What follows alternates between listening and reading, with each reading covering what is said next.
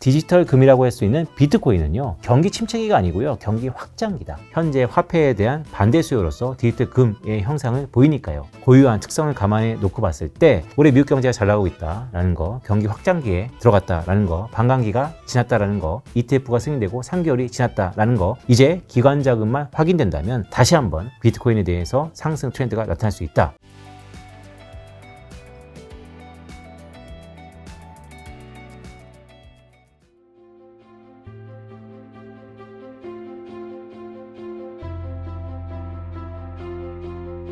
자, 매달 오시는 빈센트 위원님, 오늘의 주제는 최근 금융시장에 불거진 5가지의 의구심. 그거 이제 오늘 얘기해 주실 것 같은데 뭔가요?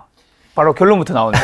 네, 늘상 그랬던 것처럼 두 가지이고요. 뭐 잘 아시는 것처럼 제가 이번 때부터 신상의 변화가 있어갖고 그 어느 때보다도 주식시장을 좀 바라보다 보니까 궁금한 것들이 꽤 많이 올라오더라고요. 그래서 그 궁금한 것들의 뭐 소고, 그러니까 중간 답이라고 보시면 될 것 같습니다. 첫 번째로는요, 4월 들면서 글로벌 증시가 추세가 바뀌었는가, 아니면 추세는 바뀌지 않았는데 가격 조정에서 기간 조정으로 넘어가는 거 아닌가에 대한 의구심이 있는데요. 그것의 근원에는 과연 이 주도주가 바뀌는 것인가에 대한 의문이 있는 것 같아요. 왜냐하면 주도주가 바뀐다는 것은 이전의 트렌드가 바뀔 수 있다는 것으로 연결되어 있기 때문에, 하지만 결론적으로 말씀드리면 not yet, 아직은 아니다라는 아직은 아니다라는 생각을 갖고 있고요. 그렇게 보는 이유는 과거 주도주가 바뀌었던 경험들이 있습니다. 90년대 후반, 또한 서프라임 바로 직전, 뭐 이번 코로나 바로 직전도 그랬고요. 주도주의 변경은 상당한 고통을 수반합니다. 그 고통이라는 것은 급락 이후에 회복하는 과정에서 한 번에 회복되는 것은 참 드물거든요. 다양한 산업들과 섹터들과 수급들이 혼재된 상황에서 새로운 주도주, 즉 스타가 나오는 것인데, 아직까지는 실적이라든지 아니면 최근에 나타나는 기대감, 성장성 등을 놓고 보더라도 여전히 매그니피센트 7이라고 하는 기술주 중심의 엔비디아, 애플, 마이크로소프트, 메타, 아마존, 알파벳, 테슬라는 약간 여기서 소외되는 듯한 느낌이 있긴 합니다. AI와 IT 중심의 7개의 주요한 기업들이 최근에 주도주의 성향이 여전히 이어진다라고 보고 있고요. 그런 의미에서 낙수효과죠. 한국의 SK 하이닉스를 비롯해서 삼성전자 등등도 한미반도체 이런 것들도 여전히 수혜를 볼 수 있는 그런 흐름이다라고 보고 있고요. 공교롭게 오늘 녹화일 기준으로 이번 주에는요, 기존에는 반도체만 계속해서 우리 시장을 이끌어왔다면 최근에는 또 에코프로비엠이 다시 한번 재개되지 않았습니까? 2차 전지에 대한 기대감도 다시 한번 높아지고 있다. 이 모든 것들이 과거에 익숙했던 주도주는 아직은 바뀌지 않았다라고 생각을 하고 있고요. 자, 매크로 측면에서 이 주도주의 컨셉을 좀 더 좁혀보자면요, 결국 올해 대선이 있기 때문에 대선 전까지 미국이 계속해서 주창하는 것 중에 하나가 미국 주도의 투자가 지속된다라는 것입니다. 어떻게 보면 신흥시장국 같이 이런 소규모 개방 경제를 갖고 있는 한국, 또 대만, 일본 등등은, 여기서 일본 좀 제외하고요, 한국과 대만 등등은 이 미국의 투자가 그리 달갑진 않을 수 있다라고는 하지만 기업 측면에서 보면 어쨌든 최근의 트렌드다라는 의미에서 매우 좀 중요하다라고 생각을 하고 있고요. 따라서 미국 주도의 투자가 지속된다면 한국에서 미국으로 가는 이 수출 섹터 중에서, 수출 품목 중에서 다이렉트리 반도체, 기계, 자동차, 화학, 철강 이런 것들이 미국으로 가는 한국의 주요 품목들입니다. 물론 중국을 향유하는 것도 있고 다이렉트리 직접 가는 것도 있는데요. 최근에 제가 봤을 때는 기본적으로 화학, 철강 같은 중국을 통해서 가는 것 외에 반도체, 기계, 자동차 이런 섹터들이 앞으로 미국 주도의 투자에 어느 정도 주도주 역할을 할 수 있는 그런 섹터다라고 보고 있고, 그 가운데 주도주는 역시 반도체가 있다라는 말씀도 드립니다. 최근 IRA 아니면 리쇼어링과 더불어서 미국의 전력 소비라든지 아니 인프라 이런 기계도 상당히 하이라이트 받고 있기 때문에 전반적으로 반도체, 그다음에 기계, 그다음에 환율의 효과에 의해선 자동차 등등이 앞으로 하반기에 주도주 역할을 계속해서 할 것이다 라는 짧은 결론을 갖고 왔습니다. 자, 첫 번째, 주도주가 바뀌는가? 아직은 아니다 라는 말씀을 드렸고요. 두 번째는요, 최근 우리 시장을 놓고 봤을 때 이 외국인들의 수급이 언제쯤 돌아오는가? 만약에 돌아온다면 반도체만 사는 외국인들이 다른 것도 사줄 수 있는 것인가? 이 논의가 필요한데요. 그런 거에 가장 근간에는 또 환율이 있습니다. 환율 그러면 글로벌리 엔화가 가장 주인공이긴 해요. 왜냐하면 엔화가 BOJ의 17년 만에 기준금리 인상에도 불구하고 34년 내 최고치, 즉 엔화의 약세가 가장 높은 상황이기 때문에 엔화가 글로벌리 하이라이트이지만 한국의 원화도 어느덧 정부의 개입이 없었다면 달러원이 1,400원을 훌쩍 넘어갈 가능성도 열어둬야 된다라는 의미에서 원화가 안정되는가가 되게 중요한 의구심 중에 하나입니다. 결론적으로 말씀드리면 일단 봉합은 됐다. 왜냐하면 지난주 금요일이죠. 지난주 금요일 날 정부의 구두 개입 이후에 이번 주를 통틀어 봤을 때 달러 환율이 1,400원 언더에서, 그러니까 1,370원 내외에서 계속해서 횡보했어요. 그런 의미에서 보면 달러 강세가 지속됨에도 불구하고 원화의 안정성이 나타났다라고 보고 있는데, 제가 모두에 말씀드렸던 것처럼 봉합이다라고 말씀드리고 싶습니다. 무슨 얘기냐면 지금과 같은 패턴이요, 앞으로 하반기에 계속해서 반복될 것 같습니다. 달러는 강해지고 원화는 약해지는 상황에서 어떤 일정 수준, 즉 달러원이 1,400원 수준을 넘나들면 될수록 정부가 계속해서 구두 개입이 나타날 것 같다. 그렇다면 우리가 어떻게 생각을 해봐야 되냐면 이게 지속할 수 있을 것인가. 즉 정부의 이런 개입이 계속해서 원화의 강세를 이끌면서 이런 패턴이 반복될 수 있는 것인가. 뭐 양치기 소년이라는 얘기도 있죠. 반복되다 보면 어느 한쪽에서 힘이 빠질 건데 그 힘이 통계적으로 보면 외환보유고하고도 연결돼 있다라는 말씀을 드립니다. 구두 개입 외에 실제 한국은행이 달러를 매집하고 원화에 대한 가치를 올리는 과정에서 외환보유고가 소요될 수밖에 없거든요. 그렇다면 과연 현재 4,200억 달러 내외인 이 외환보유고가 적정한 수준인가에 대한 논의가 이제부터 불거질 개연성이 있다라는 말씀도 드립니다. 뒤에는 제가 표로 좀 자세하게 현재 적정한 외환보유고의 수준을 갖고 왔는데요. 결론부터 말씀드리면 현재 3개월짜리의 수입분, 즉 우리가 외국에서 대금을 치르든지 아니면 물건을 사올 때 적어도 3개월치는 넉넉히 있어야지 국가 디폴트 상황은 모면한다라는 의미에서 3개월치의 수입분하고요. 또 하나 가장 중요한 것은 한국의 이제 대외 투자가 이제 서학개미 운동 이런 것들도 많이 있지 않습니까? 따라다 보니까 기본적으로 패러다임이 바뀌었다라는 생각을 갖고 있습니다. 이런들을 감안해 봤을 때 적정한 외환 보유고는 한 3천억 달러 내외가 된다. 왜냐하면 빚도 단기 외채라는 게 분명히 들어가거든요. 장기적인 외채 1, 2년을 두고 갚아야 되는 거 말고 1년 안에 아니면 6개월 안에 갚아야 될 이 단기 외채의 속성을 놓고 보더라도 그게 한 1,500억 달러 됩니다. 그래서 수입 3개월치 1,500억 달러, 단기 외채 1,500억 달러를 합하면 약 한 3천억 달러는 반드시 있어야지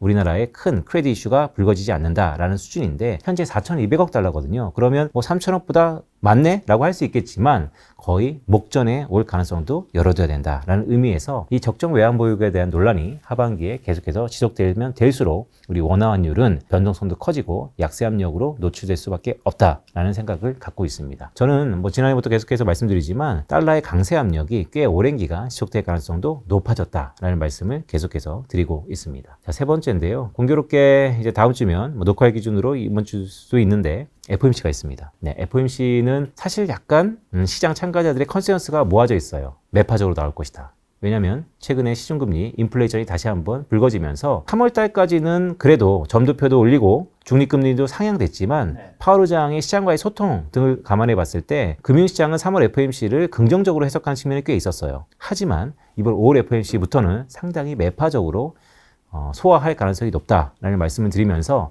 그렇다면 질문이 이런 거죠. 미국은 금리를 내리는가? 이게 참 재밌는 게 한 3개월 전만 하더라도요. 내리는 건 기정사실이고 그렇죠. 얼마나 내릴 것인가가 서로 간의 논의거리였는데 이제는 다시 한번 후퇴했습니다. 이제는 금리를 과연 내릴 수 있는 것인가? 다이먼 회장은 미국의 기준금리가 거의 6에서 8%까지 올라간다라는 얘기도 나올 정도로 최근 인플레이션에 대한 압력이 다시 한번 불거지는 것이죠. 자, 이런 것들이 과연 미국은 금리를 내릴 수 있는 것인가? 거기에 첫 번째 시발점으로서 5월 FOMC에서의 파월 의장의 멘트를 주목해야 된다라는 말씀도 드립니다. 5월 FOMC는 전반적으로 매파적일 것으로 보고 있는데요. 이미 369, 12, 즉 분기 말마다 점도표라든지 아니면 프로젝션이 나타나기 때문에 이번 5월 FOMC에서는 그런 부분은 없습니다. 하지만 주목해야 될 것은 최근에 중동발 리스크가 확대되면서 인플레이션 압력이 다시 한번 모락모락 올라오고 있거든요. 미국 경기는 또 하이퍼 롱고에도 불구하고 견고하고요. 그렇다면 도무지 금리를 내릴 수 있는 그 유인, 모티베이션, 원동력은 무엇인가에 대한 상당한 질문이 있을 거다. 그런 의미에서 화면에 보시는 것처럼 Don't fight the Fed라는 시장의 격언이 있죠.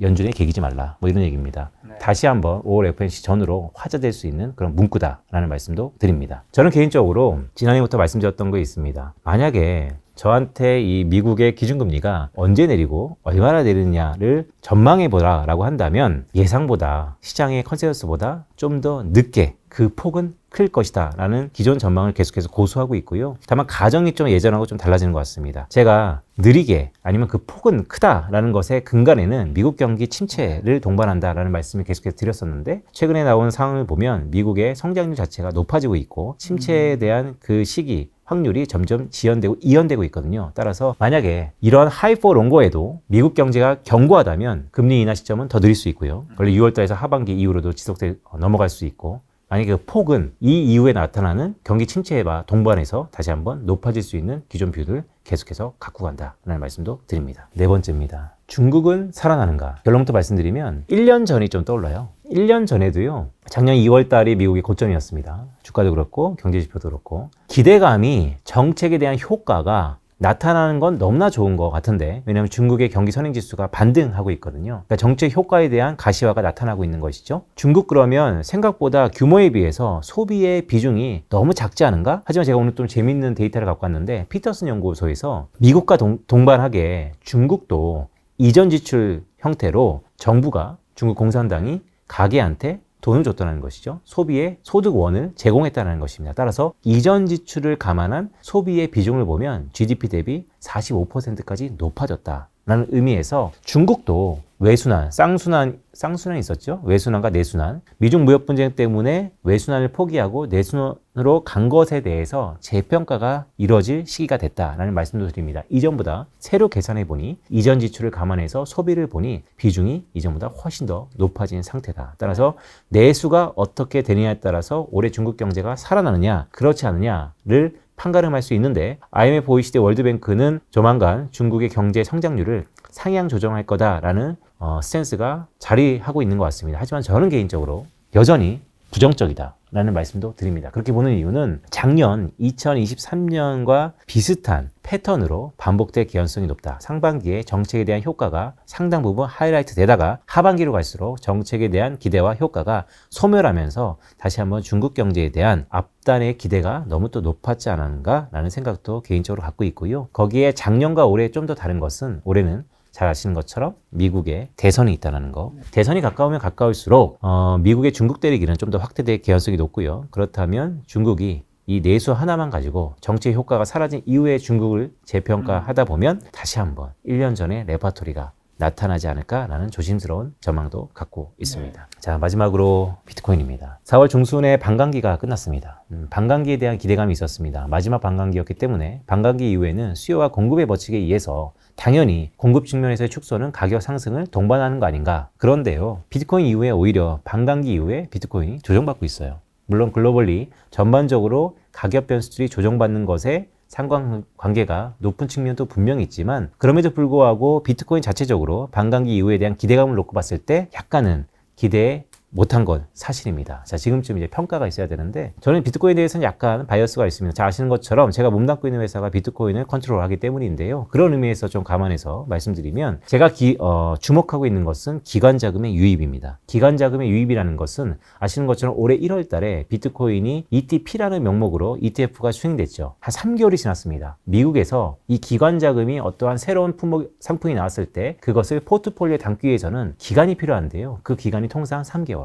자, 그렇다면 지금 2분기부터는 이 비트코인 ETF를 비롯해서 미국의 헤지펀드 아니면 기관 자금의 포트폴리오에 비트코인 ETF가 들어갈 개연성이 높다라는 측면에서 기관 자금 유입이 상당히 기대된다라는 개인적인 소고를 갖고 있습니다. 따라서 기관 자금이 유입되는 여부가 향후 비트코인의 추세적 상승 여부를 결정할 텐데 저는 긍정적으로 본다라는 생각을 하나 갖고 있고요. 두 번째는 코인 그러면 우리가 디지털 금이라고 얘기를 많이 하잖아요. 그렇죠. 실물 자산인 금과 비교도 많이 합니다. 근데 제가 결론적으로 말씀드리면 제가 생각하는 디지털 금이 실물 자산 금하고 틀린 건 딱 하나입니다.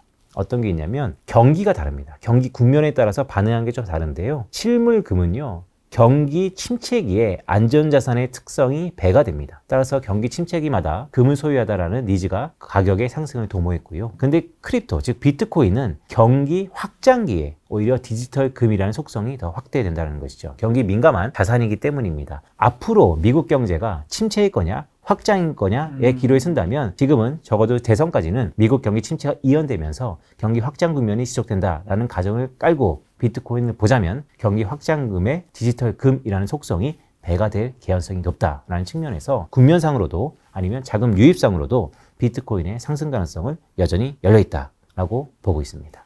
말씀드렸던 것처럼 첫 번째 주도주가 바뀌는가에 대한 결론의 보충 자료들입니다. 먼저 이제 오른쪽 차트를 한번 보시면요. 명실공히 주도주죠. M7. 최근에 이 조정을 보면요. 과거 2022년대 크게 조정받았을 때와 비슷한 모습을 보이긴 했습니다. 더구나 실적 시즌이고 엔비디아를 차치하고 보면 실적에 기스라는 것들도 꽤 있고요. 그런 의미에서 좀 상황이 달라지지 않는가에 대한 우려심이 있는데요.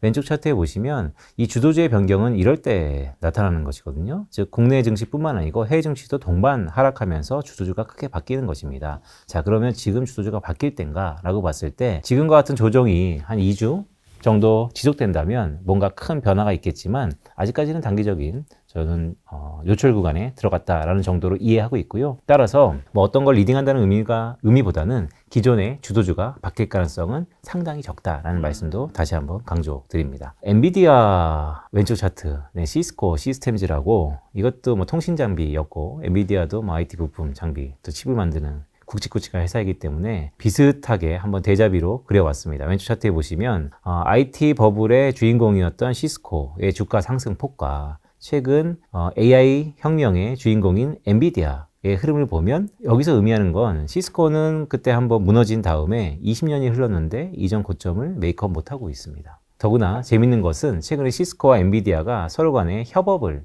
통해서 많은 비즈니스를 같이 하려고 그래요. 어느 정도 비슷한 부분이 있습니다. 하지만 다른 거는 시스코는 그때 실적이 무너졌고 엔비디아는 여전히 실적은 탄탄하다라는 의미에서 좀 다른 거고요. 오른쪽 표를 보시면 2000년도에 나스닥 100의 시가총액이 15조 달러였습니다. 현재 2024년도 나스닥 100의 시가총액이 51조 달러예요. 그러니까 미국의 주식시장이 한 4배 좀 안 되게 커진 것이죠. 자, 그때 2000년도에 시스코가 시가총액 2위까지 갔던 업체입니다. 순간적으로 1위도 잠깐 찍기도 했었고요. 따라서 그때 포지셔닝을 보면 마켓시어가 한 3% 중후반 되는데 지금 엔비디아랑 비슷한 포지션입니다. 따라서 시스코와 엔비디아를 시중에서 많이 비교하세요. 물론 실적과 앞으로 트렌드는 다르다. 하지만 최근의 조정이 엔비디아의 이러한 가파른 조정과 시스코의 정확히 얘기하면 2001년인데요. 2001년과 비슷할 수도 있다는 것을 염두하면서 우리 시장을 경각심을 갖고 바라보는 시각도 있다라는 말씀도 드립니다. 두 번째 텍스트인 요철 구간 예상됩니다. 하지만 시장이 또 오랜 경험이 있죠. 알려진 악재는 더 이상 악재가 아니다 라는 의미에서 분명히 시스코랑 비교하면서 경각심을 갖고 실적을 바라봐야 되지만 엔비디아가 2월 말에 실적 발표를 했기 때문에 이제 5월 말에 또 발표하거든요. 실적은 계속해서 좋다라는 것이 과거의 시스코하고 조금 다른 거다라는 말씀도 드립니다. 무엇보다 대단한 거는 마이크로소프트네요. 24년에도 1위, 맞습니다. 2024년에도 1위. 네. 더 좀 그때보다 돈을 더 벌고 있습니다.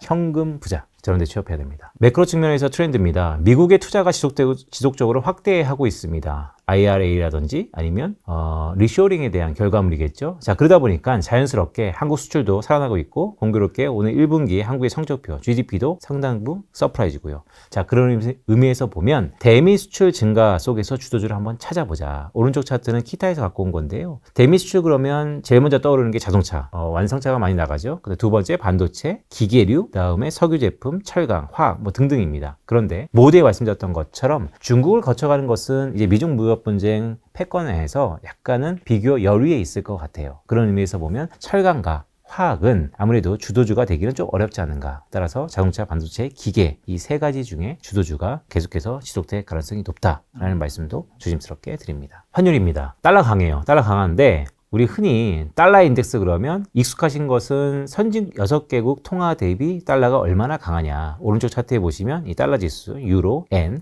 영국 파운드, 캐나다 달러, 스웨덴 코로나, 스위스 프랑 이 6개의 가중 평균으로 달러 인덱스가 탄생되거든요. 그런데 미국과 교역하는 교역을 감안한 브로드한 달러 인덱스라는 게 있습니다. 그것은 무역 가중 달러 인덱스인데요. 보시면 선진 6개 통화와 비슷하지만 비중이 좀 달라요. 무역을 하는 중국을 비롯해서 한국들도 들어가 있는 건데 성적표를 보면요. 왼쪽 차트에 보시는 것처럼 코릴레이션이 강하긴 합니다. 하지만 최근에 연초 대비 선진통화 6개 대비 달러는 약 한 4.8% 강세가 됐는데 한 20개 국가를 남짓한 미국과 교역하는 무역가중 달러 지수는 약 3.3% 강합니다. 즉 무슨 얘기냐? 달러가 강하긴 강했는데 선진통화 대비 더 강했다라는 것입니다. 유로, 엔, 영국 파운드, 캐나다 달러, 스웨덴 코로나, 스위스 프랑 이 6개의 통화들 중에서 일본 엔과 캐나다 달러를 빼면요. 전부 유럽이에요. 실제 달러 인덱스를 결정하는 것은 유럽이 약 한 70% 이상을 차지하고 있기 때문에 유럽이 그만큼 약했다라는 것입니다. 그렇다면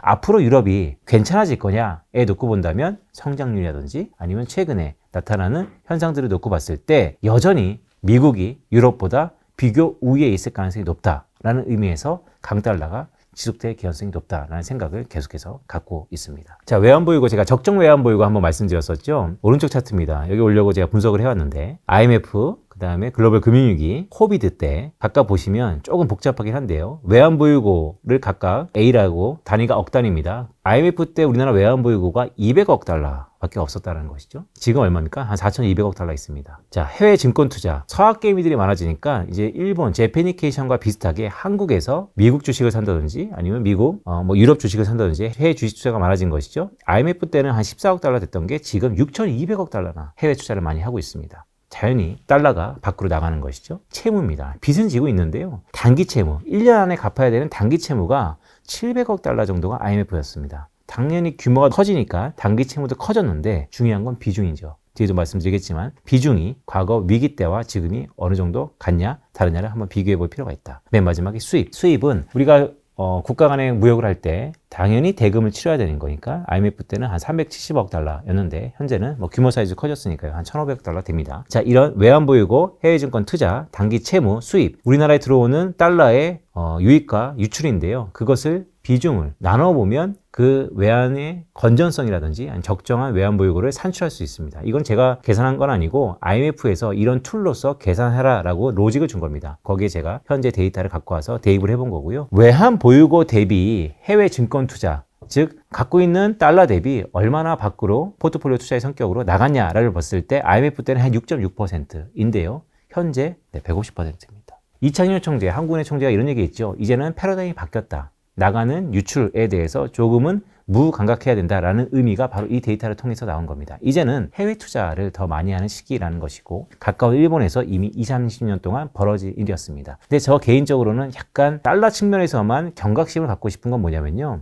한 번 나가기 어렵지 한 번 나간 자산은 잘 또 들어오진 않아요. 그게 가장 포커스입니다. 한 번 나간 자산은 다시 한번 국내로 들어오기 쉽지 않다. 그래서 이제는 트렌드가 바뀌었다. 계속해서 안에 있는 달러가 밖으로 나갈 개연성을 열어줘야 된다. 그런 의미에서 달러 환율이 이제는 뉴 노멀 1,300원 아니면 그 이상에서 상당 부분 오랫동안 지속되는 것도 우리는 한 번쯤은 이제는 받아들여야 된다라는 말씀도 드리는 겁니다. 두 번째는요. 단기 채무를 한번 나눠본 거예요. 단기적으로 갚아야 될 빚의 비중이 갖고 있는 외환보유고 대비 얼마나 높냐. 우리가 IMF 때 무너졌던 이유는 이것 때문입니다. 350%가 넘었다는 것이죠. 단기적으로. 갖고 있는 외환보유고보다 갚아야 되는 채무가 갑자기 높아져 왔고 IMF가 맞이했던 거고 그 위에 글로벌 금융위기라든지 코비드 때 또 현재는 대부분 30%대로 낮아진 상태. 따라서 단기 채무 때문에 어떠한 국가의 크레딧이 이슈가 될 것 같진 않다라는 말씀을 첫 번째 드리고요. 두 번째는 수입입니다. 자, 그러면 갖고 있는 외환보유고 대비 결제할 수 있는 결제 대금이 얼마나 몰려있냐라고 봤을 때 역시 IMF 때는 100%가 넘었었죠. 이런 것을 보면 건전성이 없어서 IMF가 왔다는 것은 사실인 것 같습니다. 하지만 최근에 보면 많이 건전성 측면에서는 별로 이상이 없어 보인다. 따라서 해외증권 투자와 단기 채무, 수입 이 중에서 단기 채무와 수입을 분자로 두고 분모에다 외환보유고를 나눠봤더니 IMF 때는 500% 이상 지속되는 게 현재는 70% 언더로 내려와 있다. 역사상 평균 95년 이후에 현재까지 평균이 78%다라고 해서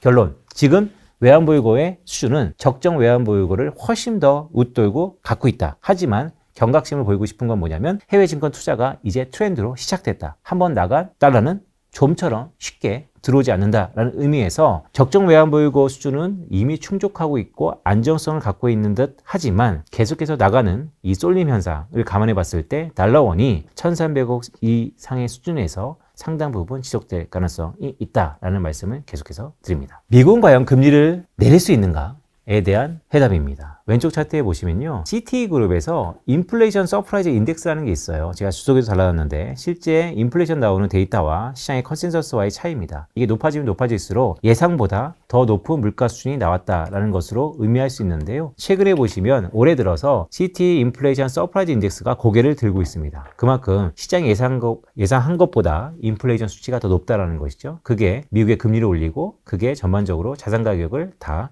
할인시키는 그런 요인으로 작용하고 있습니다. 러시아 우크라이나 전쟁 때 러우 지정학적 리스크가 시티 서프라이즈 인덱스를 상승을 도모했다면 최근에 이스라엘 중동발 리스크가 다시 한번 도모할 가능성이 높습니다. 이 자료는 4월 달께 아직 업데이트가 안 된 상황입니다. 따라서 4월 달께 업데이트 되면 아시는 것처럼 바로 고개를 들겠죠. 그러면 시티 인플레이션 서프라이즈 인덱스도 다시 한번 고개를 들 수 있다라는 측면에서 5월 FOMC를 앞두고 아니면 6월 FOMC까지도 이런 인플레이션에 대한 자극 부분이 연준의 스탠스를 바꿀 거다라는 말씀을 드립니다. 오른쪽 차트는요, CME 선물시장, 금리 선물시장에서의 컨센서스 변화입니다. 저도 페드와처를 한 10년 넘게 계속해서 봤지만 이렇게 한 달 사이에 급변하는 컨센서스는 참 이례적인 것 같습니다. 6월 FOMC 한 달 전만 하더라도요, 현 수준의 동결보다는 인하할 거다라는 것이 거의 60% 이상 많았었습니다. 근데 지금 어떻죠? 거의 80% 가까이 동결.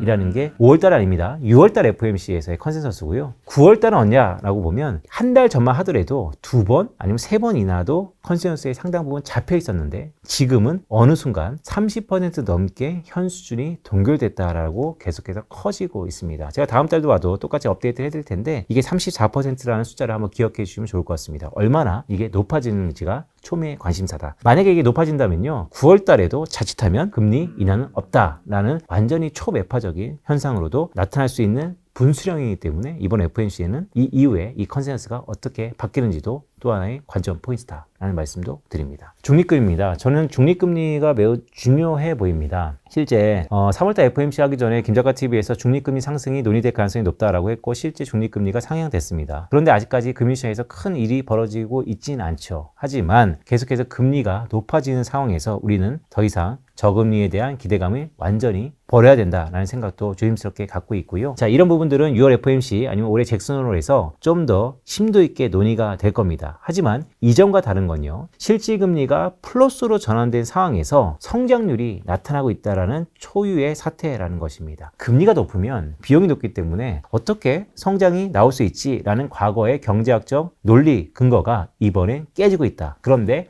미국 역사에서 깨진 적이 있다. 90년대 후반에 미국의 르네상스를 앞두고서 마이크로소프트, 아까 말씀드렸지만 마이크로소프트를 비롯해서 이 효율성의 생산성의 혁명이 미국 경제의 새로운 르네상스를 견인했던 것처럼 지금도 만약에 경제 성장률이 견고하고 계속해서 지속된다면 90년대 후반에 나타났던 이런 르네상스가 다시 한번 미국한테도 나타날 개연성이 있고, 그러면 자연스럽게 그 효과가 영향이 FOMC에 진행되면서 중립금리를 한번 높였기 때문에 한 번 높이는 게 더 높일 수 있다 라는 의미로도 해석될 개연성이 높다라는 의미입니다. 중립금리가 높아진다는 것은 뭐 궁극적으로 양극화의 심화로도 해석할 수 있지만요, 금리가 높아지는 시대에서 살아남을 수 있는 기업과 그렇지 않은 기업이 어쨌든 옥과 석을 가릴 수 있는 분수령이 점점 가까워지고 있다라는 말씀도 드립니다. 중국입니다. 중국은요, 이 선행지표들인데요, 왼쪽 차트에 보시면 중국의 PMI 제조업 지수입니다. 어떠세요? 최근에 고개가 꽤 가파르게 들고 있죠. 더구나 안에 세부 항목들, 신규 수주, 신규 수출 주문, 수입 지수가 다 오르고 있습니다. 더할 나위 없이 좋은 겁니다. 그러다 보니까 중국의 1분기 GDP도 생각보다 잘 나왔고 경제 전망 자체가 중국의 성장률을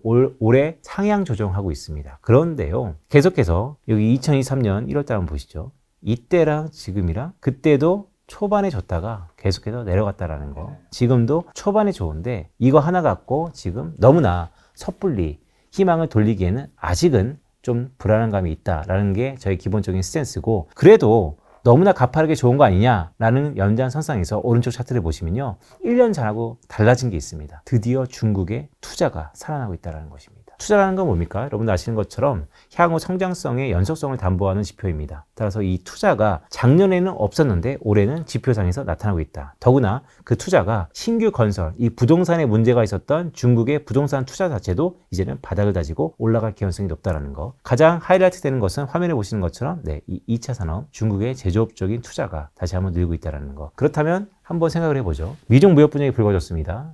미국의 중국 옥죄기는 계속해서 지속되고 있습니다. 작년 1년 동안 다른 나라와 달리 중국이 계속해서 유동성을 풀었습니다. 한 번도 투자 쪽에 돈이 들어간 적이 없습니다. 들어갔다 하더라도 지표가 작년에는 이렇게 내려갔었습니다. 근데 지금 드디어 고개를 들고 있다는 거. 만약에 중국의 통계적인 불확실성을 차치하고 놓고 그대로 우리가 해석을 해본다면 1년 전과 달리 정책의 효과가 투자 쪽에서 나타나고 그 투자는 올해 작년과 달리 반짝하는 게 아니고 연속성을 가질 수 있겠다라는 것으로도 해석할 수 있습니다. 하지만 저는 아직까지도 보수적으로 보면서 중국의 경제 지표를 보고 있다라는 말씀도 드립니다. 자, 왼쪽 차트입니다. 제가 모두에 말씀드렸죠. 어느덧 우리가 중국 그러면 되게 재미있어하는 통계 중에 하나가 중국이 너무나 대외 의존적인 경제 구조를 갖고 있다. 왜? 소비가 GDP에서 40%도 안 된다라는 게 중국을 바라보는 우리의 시각이었습니다. 그런데요, 이전 지출을 포함해서 즉 정부가 직접 유동성을 재원을 가계한테 줬던 그런 재정 정책의 효과를 감안해 봤더니 이전 지출을 포함한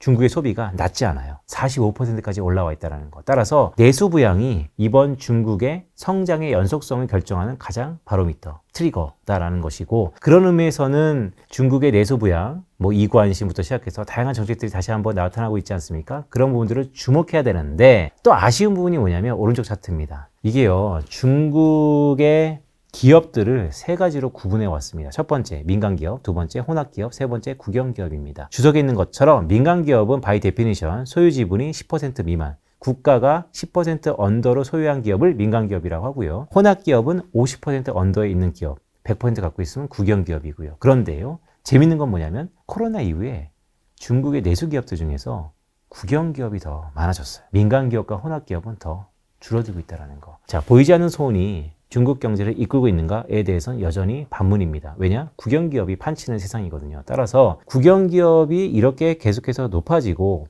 지금의 투자가 높아지는 것을 연결해 보면 민간 쪽에서의 자생력은 여전히 없는 거 아닌가? 그러면 중국에 대해서 여전히 보수적인 시각으로 보는 저 입장에서 보면 아직은 경거만동하기는 좀 어렵다. 화면에 보시는 것처럼 중국 시장에서 민간기업 비중이요, 60% 가까이 됐던 그 비중이 지금은 36.8%로 내려와 있다. 자, 마지막 비트코인입니다. 비트코인은 모두에 말씀드렸던 것처럼 왼쪽 차트입니다. 비트코인과 금의 상관관계가 너무 높습니다. 제가 김작가TV에서 작년부터 계속해서 주장했던 자산이 하나 있죠. 금. 다른 건 몰라도 계속 금. 연일 신고가를 경시하면서도 계속 금. 오죽했으면 이거는 미중 패권 경쟁하고도 연결되어 있습니다. 금에 대한 수요가 있는 것은 중앙은행들이 금을 또 사재기하고 있거든요. 중국의 중앙은행이 상당 부분 또 금을 수요하고 있기 때문에. 자, 어쨌든 비트코인과 금이 높은 상관관계를 갖고 있는 건 맞은데요. 올해 들어서는 조금 달라요. 비트코인은 좀 조정받고 있고 금은 계속해서 사상 최고치를 경신하고 있고요. 하지만 저는 오늘 강조하고 싶은 것은 오른쪽 차트에 보시는 것처럼 실물 금과 비트코인의 금이 대부분 비슷한 것도 있고 다른 것도 있는데 저는 이 부분이 좀 중요한 것 같다.